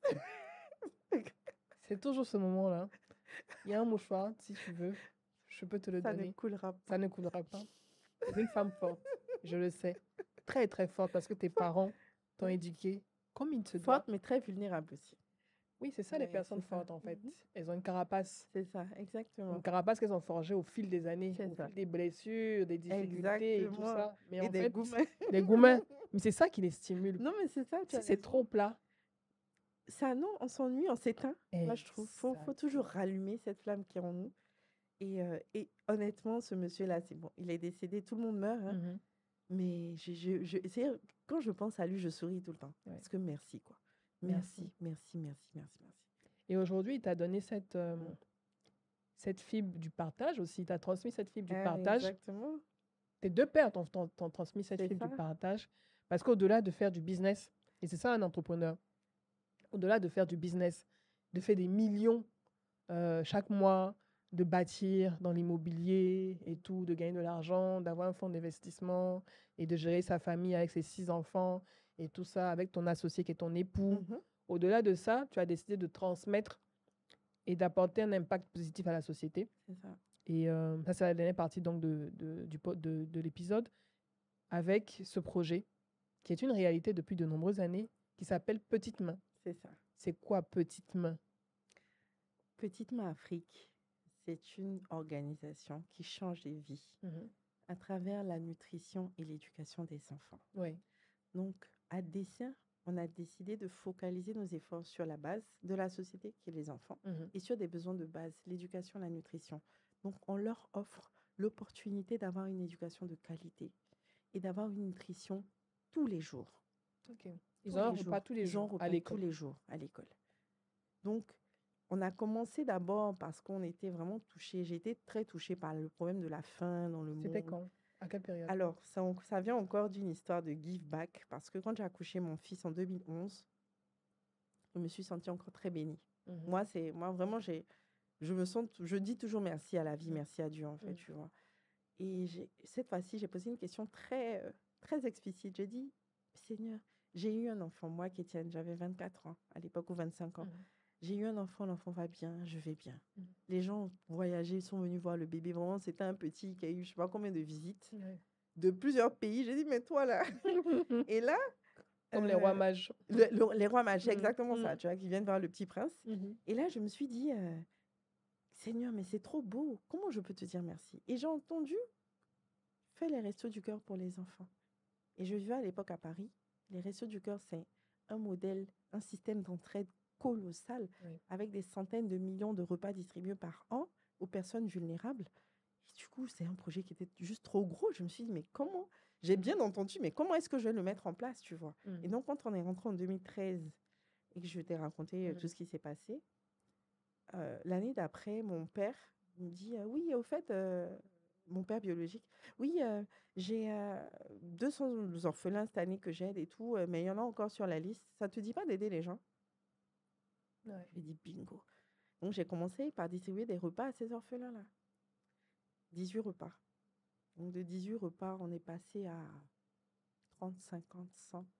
Et on s'est rendu compte que, au-delà du fait que les gens ont faim dans le pays, il y a beaucoup de précarité. Énormément. C'est une réalité. Oui. Au-delà de ça, il y avait un gros problème. On se targue d'avoir la jeunesse la plus jeune du monde, mais si elle n'est pas éduquée, c'est un gros problème. Et donc, on a décidé d'adresser ce problème-là également. C'est là qu'on s'est dit, bon, il y a le problème de nutrition, mais on est en train de faire une vraie bombe sociale si on n'éduque pas nos enfants. Exactement. Donc, comment est-ce qu'on va gérer ça? On a décidé de mettre en place un projet phare qui s'appelle le petit-déj de l'écolier. Donc, c'est un repas qu'on distribue dans les écoles. Au lieu de les nourrir dans les quartiers, dans la rue, on s'est dit qu'on allait les nourrir sur le lieu d'apprentissage et voir est-ce que les écoles allaient être mieux fréquentées, est-ce que les résultats allaient être meilleurs. Et là, vraiment, Edith, c'est incroyable. Wow. C'est incroyable les résultats qu'on a eus. On a des pépites aujourd'hui. On est en train de faire des champions nationaux, sincèrement. Non seulement ces enfants-là viennent à l'école, ils restent à l'école et ils sont performants. En 2 ans de programme, pour te donner un exemple, les communes ont des classements nationaux. On est passé de la 23e place dans le classement de Yopougon-Kouté 2, donc c'était vraiment des classements très segmentés, à la 3e place en 2 ans. Waouh! Grâce à ce programme de l'année nutrition dernière, à ils ont fait l'école. 98% au CEP. Waouh! En 2024. Waouh! C'est des champions qu'on est en train de faire. En fait, c'est des choses qui ont l'air anodines, simples, nourrir des enfants C'est ça, à l'école directement, exactement. pour qu'ils viennent à l'école, pour C'est qu'ils aient ça, envie d'apprendre et exactement. tout. Mais ça a un impact colossal Colossal, sur incroyable. l'apprentissage, le Sur, niveau d'études, exactement, sur la santé de l'enfant, la santé. sur sa capacité de concentration, sur l'apprentissage, sur la volonté même de l'enfant de bien faire. Oui. C'est incroyable, tu vois. Et Mm. à côté de ça, on n'a pas oublié nos orphelins. Mhm, Donc, on scolarise des orphelins. mhm, Donc, on a créé des programmes de parrainage qui permettent à toi, à moi, mhm. de pouvoir parrainer un ou plusieurs enfants Oui. tout au long de l'année scolaire. Donc, en leur offrant la scolarité, les kits scolaires, les uniformes et puis un suivi scolaire. Oui. Donc, tu auras les notes de ton filleul, Mhm. mais qui ne te connaît pas. On a Oui. fait exprès de ne pas C'est faire bien, oui. voilà. On a la confidentialité du parrain, mais qui Mhm. connaît, lui, son filleul. C'est ça. Tu vois. Comme un ange qui aide Comme un être humain. exactement, Oui. exactement, tout à fait. Donc, c'est ce qu'on a mis en place. Et ça aussi, également, c'était des orphelins qui n'avaient pas l'opportunité de retourner à l'école parce Ouais. qu'il manque un parent à la maison. Donc, on n'a pas les revenus qu'il faut. Ouais.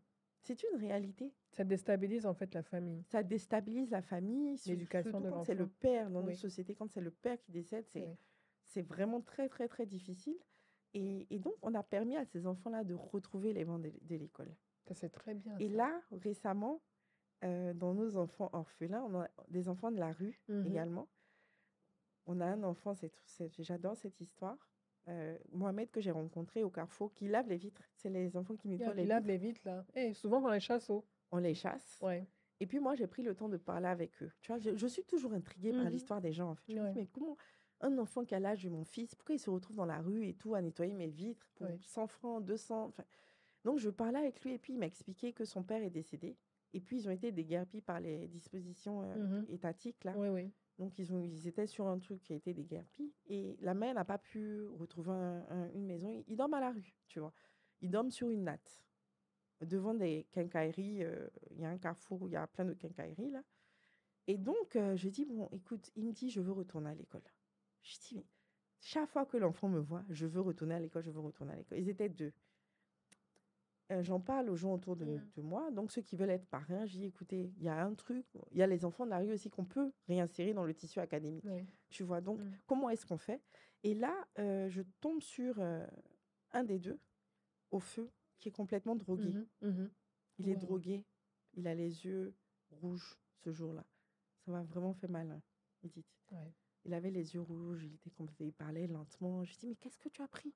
Non, j'ai rien pris. Non, la vieille mère. Je dis, mais qu'est-ce que tu as fait? J'ai trouvé des parrains pour vous. Qu'est-ce que tu as fait?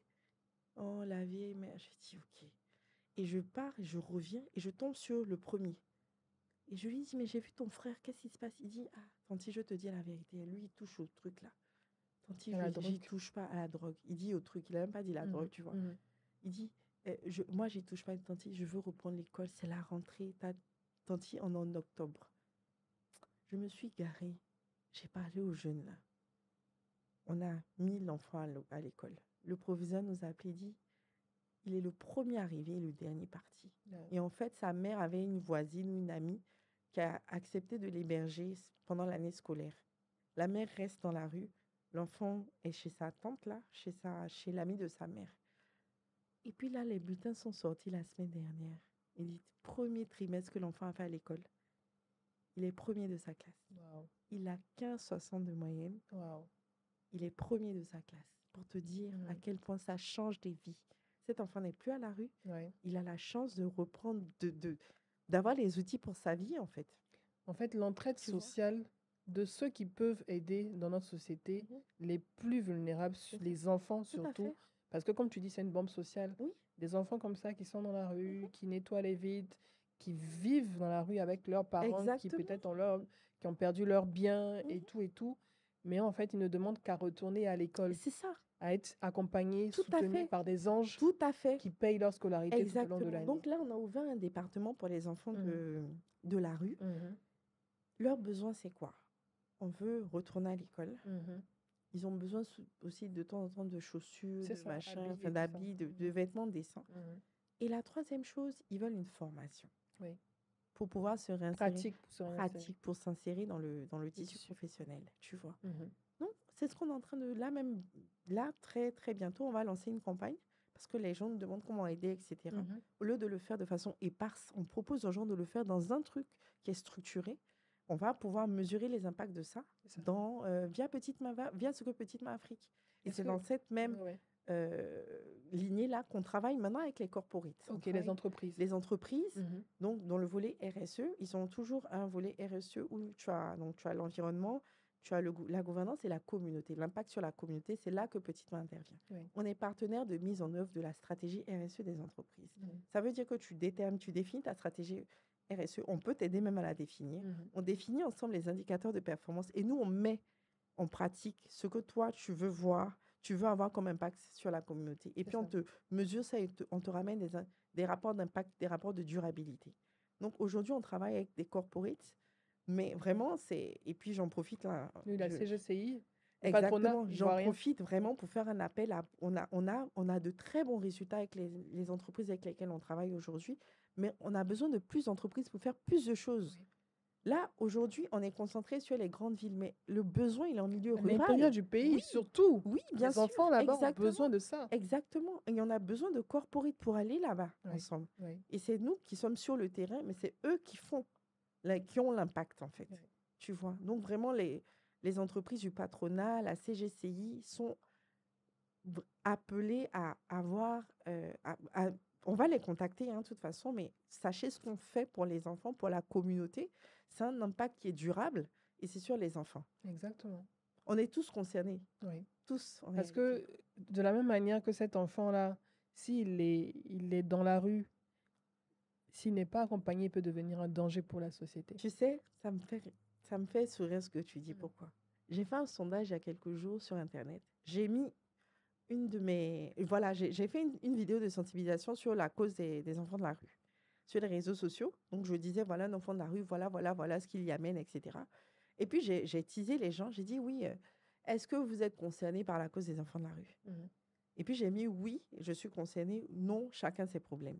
Le nombre de personnes qui m'ont dit chacun ses problèmes, je dit, mais en fait, n'ayez pas conscience C'est que ça pas nous vrai. concerne tous. Waouh. Un enfant de la rue, c'est déjà, c'est un avenir qui est brisé. Mais oui. C'est un futur médecin qu'on ne verra jamais. Oui. C'est un avocat qu'on ne verra jamais. Un enseignant, on oublie ça. Premièrement. Deuxièmement, c'est un danger. Le danger, quand on dit l'insécurité, là, c'est pas juste pour un certain type de personne, c'est Ouais. pour tout le monde. Ouais. Un enfant de la rue qui est dans la rue Mhm. et donc qui n'a pas le minimum pour bien vivre, Ouais. il va aller le chercher. Il va pas aller le chercher de la façon la plus polie. Va le chercher dans ta maison, Dans ta poche, maison, dans ta poche. voiture. Ouais. Ça nous concerne tous. Si on n'en prend pas soin maintenant, on va en payer les conséquences tous. Tout le monde va payer Ouais. les conséquences de ça. Donc, quand on me dit, oui, ton ONG, ça... je dis, c'est pas mon ONG, si vous voulez, mais c'est pour tout le monde, en Oui. fait, ce qu'on fait. Chacun doit s'investir. Chacun doit s'investir. Moi, mes enfants sont dans la maison. Oui. Je ne suis pas obligée de faire ce que je fais. C'est mon apport à la communauté. La responsabilité collective. Tout le monde est impliqué. Tout le monde est concerné. Tout le monde doit s'impliquer. Et les gens, non, j'ai pas de... Il n'y a pas de... non, j'ai pas assez d'argent. 70 000 francs pour nourrir un Ouais. enfant pendant 1 an. 200 000 francs, tu sors un enfant de la rue toute 5 l'année. 000 francs par mois même. Mais bien sûr, Ouais. 70 000 francs, c'est par an. Hein. C'est ça. C'est par an. Ouais. Ça fait quoi? Ça fait On a 5, après 6 000 par mois. Ouais. 10 € par mois. Ouais. Et par contre, on a des personnes de la diaspora de plus en plus qui nous approchent et qui nous aident parce on peut être aidé par les gens de la diaspora. Il y a des moyens de contribuer en étant hors du pays, etc. Et franchement, je salue toutes ces personnes-là. Mais on doit faire notre part. Et il faut qu'on fasse Il notre faut part. qu'on fasse notre part, tout simplement. fasse notre part. Aujourd'hui, on a des résultats vraiment intéressants, mais on peut faire mieux. On Oui. peut faire plus ensemble, en fait. Beaucoup plus. Beaucoup plus ensemble. Et je pense que au-delà des commentaires, je vais mettre le site web Ce ou serait le bien. numéro de téléphone Oui, aussi s'il te plaît. Ce serait des bien. Petites Mains, de l'ONG de Petites Mains, Oui. pour toutes les personnes qui regardent Oui. cet épisode, qui ont envie de contribuer, qui ont envie de participer Mm. à la scolarité d'un enfant, À la au repas nutrition. quotidien d'un enfant dans une école en Côte d'Ivoire.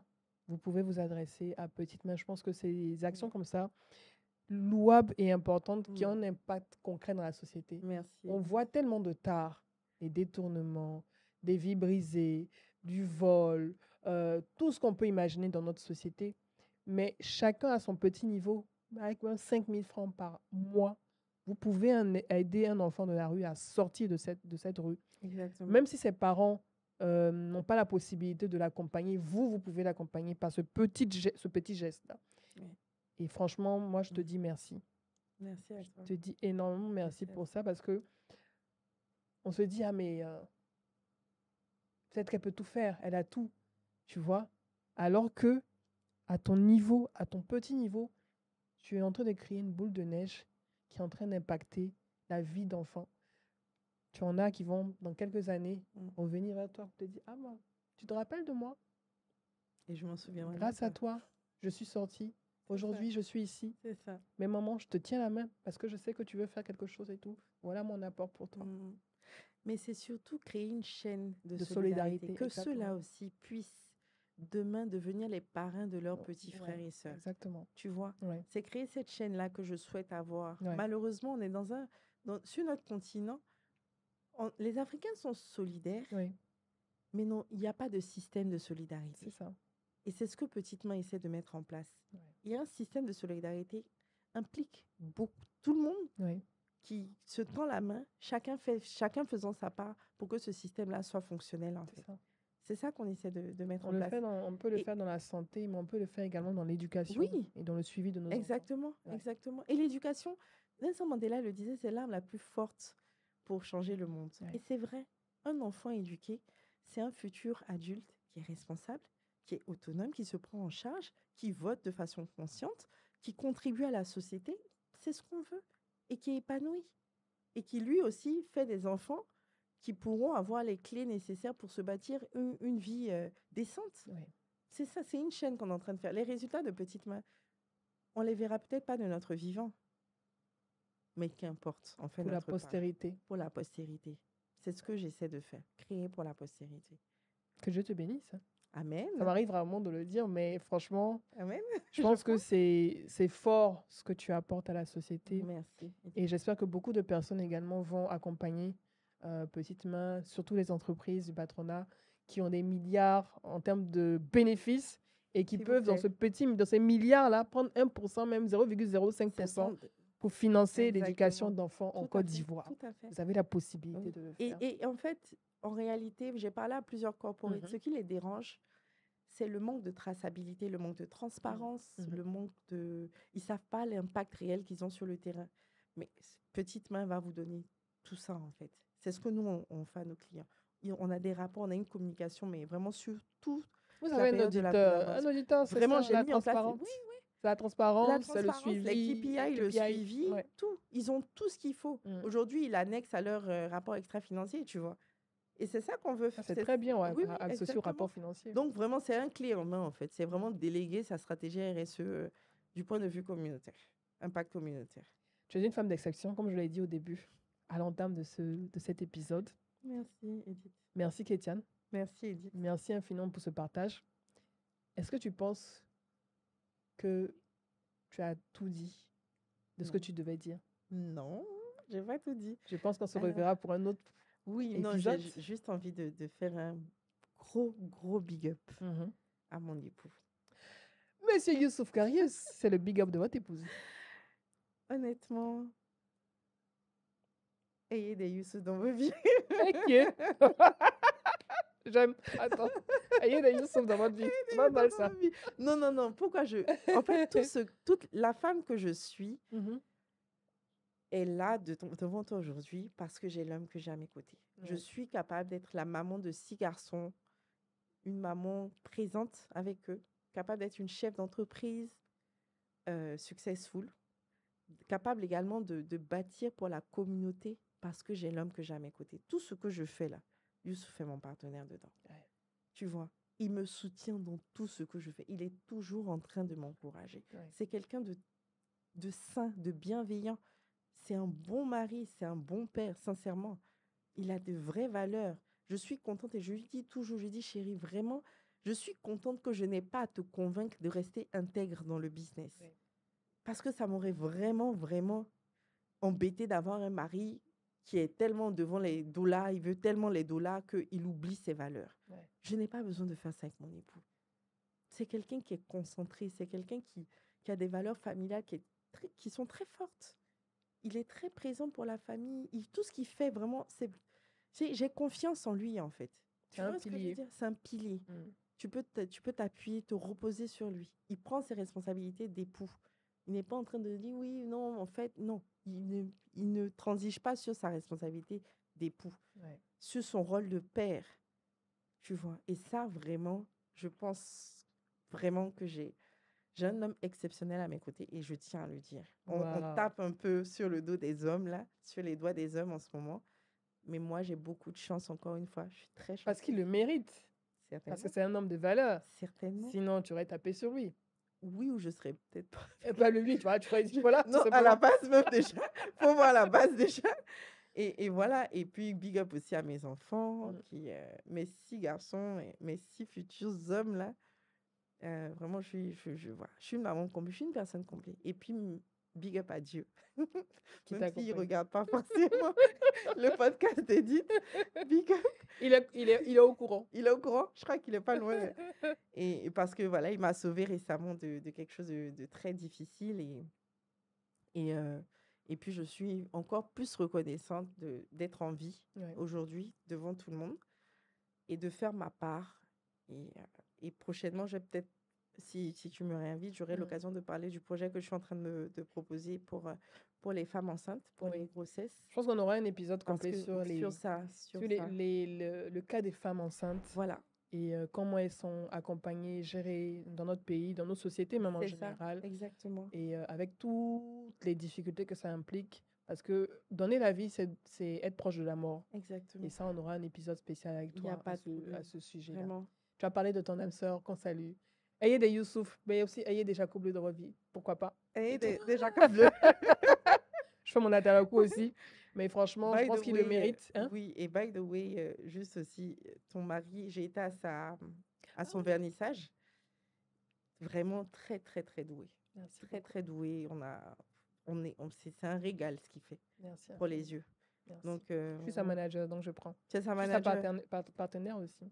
Oui, tu es un business familial. Aussi, c'est vrai. Ah, c'est familial. Ouais. Ah, vraiment. Félicitations à vous parce que dans l'art, en tout cas, c'est une référence. Merci. Et j'entendais parler. C'est vrai que j'avais pas encore été vraiment voir ce qu'il faisait. J'ai été voir et j'ai pas été déçue. Du tout. Ouais. Franchement, on va dire qu'on est béni, hein, pourquoi pas? Mais ouais, pourquoi on est béni? Merci. Disons-le fort, oui, fort. Et en puis tout voilà. cas, merci à toi pour ce partage. Oui, merci à toi, Edith. Et c'est toujours un régal de discuter avec toi. Oui. C'est toujours un régal d'en apprendre beaucoup plus de ton expérience, de ton parcours, de tous les insights que tu donnes. Moi, j'ai beaucoup appris, en tout cas de ce que tu as donné sur l'immobilier, j'ai beaucoup appris. Ok, super. Et je te dis merci. Je t'en prie, Edith. Et moi, je vous donne rendez-vous pour un prochain épisode avec un ou une prochaine invitée. D'ici là, restez connectés et n'oubliez surtout pas de partager cet épisode. Je vous dis à bientôt. Ciao, ciao.